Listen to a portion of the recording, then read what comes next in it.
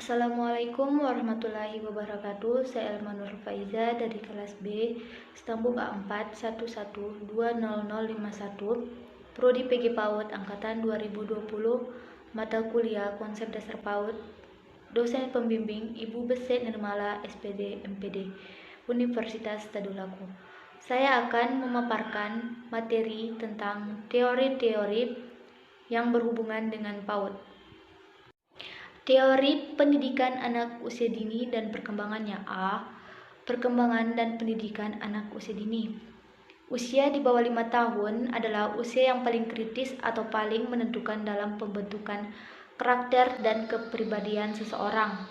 Termaksud juga pengembangan inteligensi, hampir seluruhnya terjadi pada usia di bawah 5 tahun.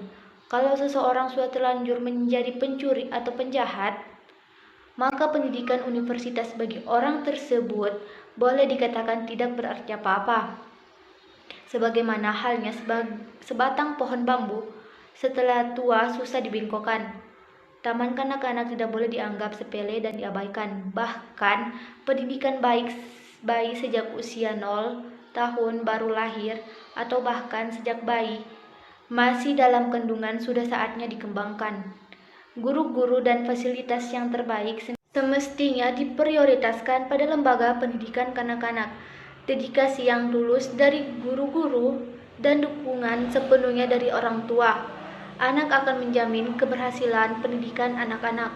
Pendidikan anak usia dini merupakan salah satu bentuk penyelenggaraan pendidikan yang menitik beratkan pada peletakan dasar ke arah pertumbuhan dan perkembangan fisik, koordinasi motorik halus dan kasar, kecerdasan, daya pikir, daya cipta, kecerdasan emosi, kecerdasan spiritual, sosial, emosional, sikap dan perilaku, serta agama, bahasa dan komunikasi sesuai dengan keunikan dan tahap-tahap perkembangan yang dilalui oleh anak usia dini. Ada dua tujuan diselenggarakannya pendidikan anak usia dini, yaitu untuk membentuk anak Indonesia yang berkualitas, yaitu anak yang tumbuh dan berkembang sesuai dengan tingkat perkembangannya, sehingga memiliki kesiapan yang optimal di dalam memasuki pendidikan dasar serta mengarungi kehidupan di masa dewasa. Kedua, untuk membantu menyiapkan anak mencapai kesiapan belajar akademik di sekolah. Rentangan anak usia dini menurut pasal 28 Undang-Undang Sisdiknas nomor 20 tahun 2003 ayat 1 adalah 0 sampai 6 tahun, sementara menurut kajian rumpuan keilmuan PAUD dan penyelenggarannya di beberapa negara, PAUD dilaksanakan sejak usia 0 sampai 8 tahun. B. Perkembangan anak usia dini. Anak bukanlah orang dewasa dalam ukuran kecil. Oleh sebab itu, anak harus diperlakukan sesuai dengan tahap-tahap perkembangannya. Hanya saja dalam praktik pendidikan sehari-hari tidak selalu demikian yang terjadi. Banyak contoh yang menunjukkan para orang tua dan masyarakat pada umumnya memperlakukan anak tidak sesuai dengan tingkat perkembangannya.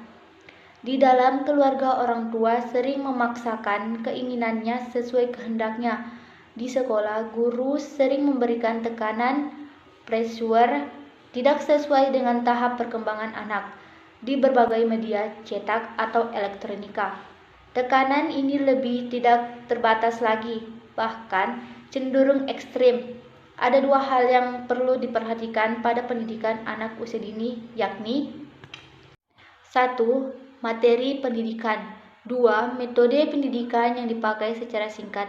Dapat dikatakan bahwa materi maupun metodologi pendidikan yang dipakai dalam rangka pendidikan anak usia dini harus benar-benar memperhatikan tingkat perkembangan mereka.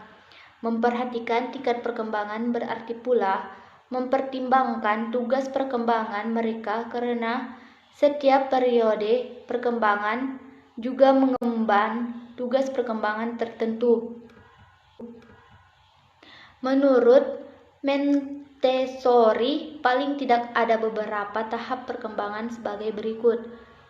Pertama, usia 3 tahun anak memiliki kepekaan sensoris dan daya pikir yang sudah mulai dapat menyerap pengalaman-pengalaman melalui sensorinya. Usia setengah tahun sampai sekira-kira 3 tahun mulai memiliki kepekaan bahasa dan sangat tepat untuk mengembangkan bahasanya atau bercakap-cakap. 2. Masa usia 2-4 tahun, gerakan-gerakan otot mulai dapat dikoordinasikan dengan baik untuk berjalan maupun untuk banyak bergerak yang semi rutin dan yang rutin, berminat pada benda-benda kecil, dan mulai menyadari adanya urutan waktu pagi, siang, sore, dan malam. 3. Rentang usia 3-6 tahun, terjadilah kepekaan untuk peneguhan sensoris, semakin memiliki kepekaan indrawi, khususnya pada usia sekitar 4 tahun memiliki kepekaan menulis, dan pada usia 4-6 tahun memiliki kepekaan yang bagus untuk membaca. 1. Teori perkembangan. Ada tahap zona perkembangan, tahap pemegangan kognitif, scaffolding, dan teori perkembangan moral. 2. Mendeteksi perkembangan anak sejak usia dini. Di lapangan sering ditemukan kasus-kasus yang berakibat sudah terlalu jauh, sehingga bantuan diperlukan untuk menormalkan kembali perkembangan anak. Memakan waktu yang tentunya lebih lama pula.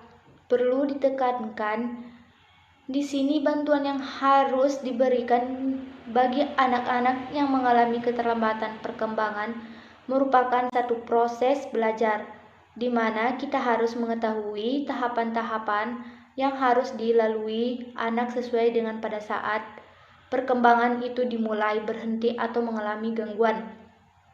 Oleh karena itu, program yang dibutuhkan menjadi berbeda-beda pula dari satu anak ke anak yang lain, karena kemampuan mereka juga berbeda.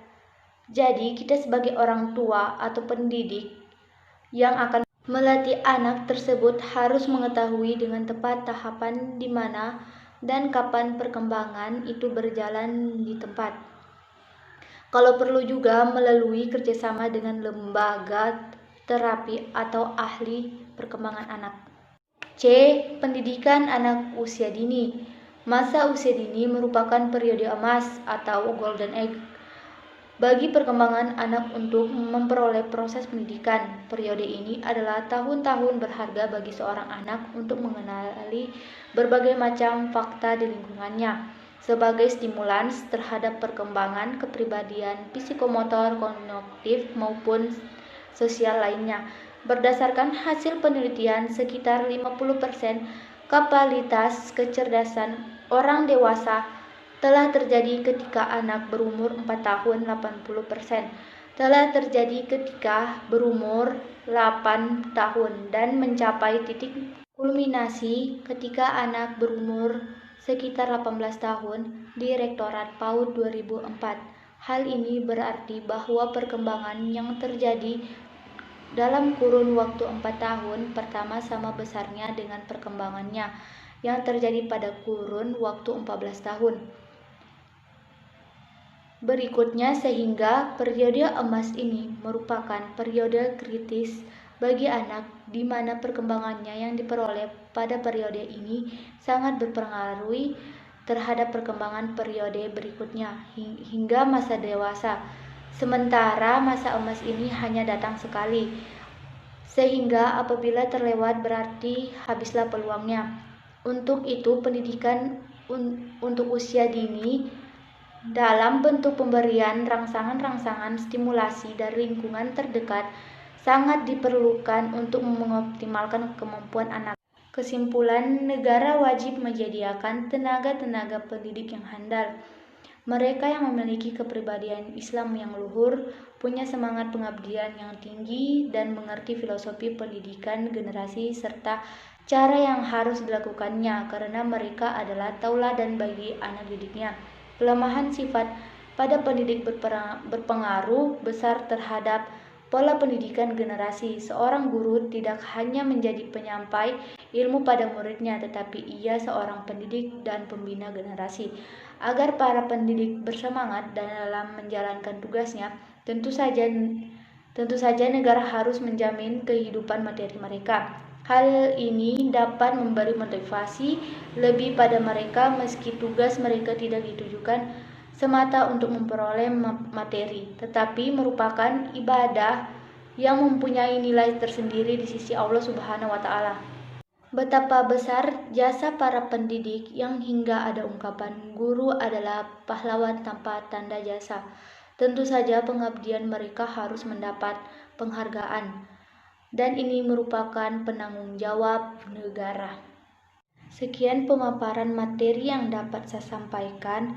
Lebih dan kurangnya mohon dimaafkan. Terima kasih. Wassalamualaikum warahmatullahi wabarakatuh.